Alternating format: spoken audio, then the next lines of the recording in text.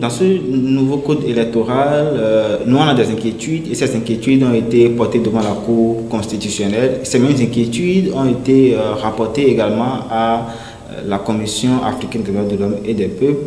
Nous avons notamment attiré le regard de la Commission sur les articles 132 et 141 de cette nouvelle loi électorale qui porte sur les conditions pour parrainer et également les conditions d'attribution de sièges pour les élections législatives. Et lorsqu'on lit ces deux dispositions, on voit que désormais, pour être président de la République ou pour être candidat à l'élection présidentielle, il faut forcément être membre d'un parti politique ou être désigné par un parti politique. Et les élus sont obligés maintenant de parrainer les candidats préalablement désignés par leur parti politique.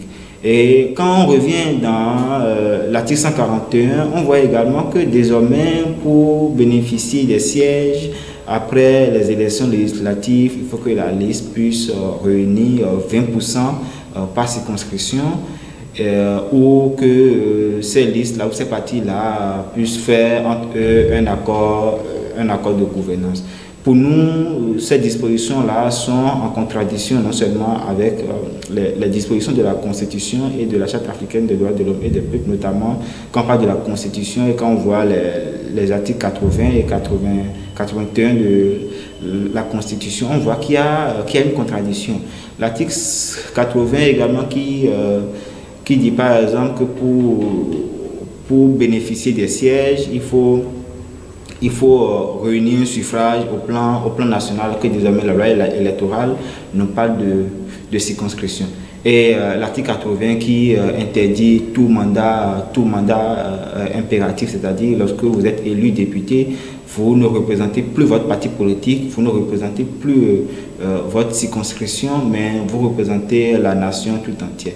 Donc pour nous, ces deux dispositions-là, qui ont été des dispositions sorties de la nouvelle révision de la Constitution en 2019, sont en contradiction avec la loi électorale. Et quand on voit également la Charte africaine des droits de l'homme et des peuples, en son article 13, qui dit que tous les citoyens ont le droit de participer librement aux affaires publiques de leur pays, alors que désormais dans la loi électorale, il est dit que pour participer aux affaires publiques de son pays, il faut forcément être membre d'un parti politique ou désigné par un parti politique. Après, nous avons également attiré l'attention de la Commission sur le caractère abusif et antidémocratique du parrainage. La Cour, par le passé, a dit que le parrainage est un acte unilatéral, mais aujourd'hui, avec cette nouvelle loi, on voit que les députés ou les élus ne sont plus libres de donner leur parrainage à qui ils veulent.